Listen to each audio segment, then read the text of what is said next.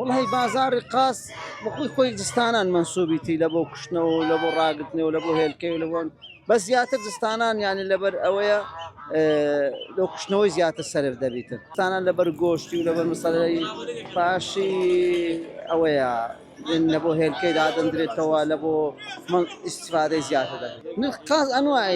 لا 25 زاي دەست پێ دەکات هەتا دەگاتە 100 زای هەتا دەگاتە وەرەقەش هەموو دیکو هەرێکە و ئەوەی خۆی پێدەدات یعنی بە جێرەی قازەکەیە مثلا قاسێ ئێستاکە بە وەرەقخونیشێ بە دووشەیە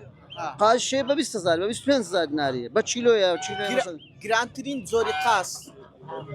وڵا گرنگترین قاس شامی گرانە بەڵام هۆرماگۆر هەیە زۆر گرانە ئەو قازەکە والله ئەو زۆر دەڕواتە تقریبا نەتا ملیۆنێکی دەڕوا 500,000 600,000 دەڕوا دەڕوا بە قورئان باوی هەموو شتێک بای خۆی دەفرۆشێ مثلا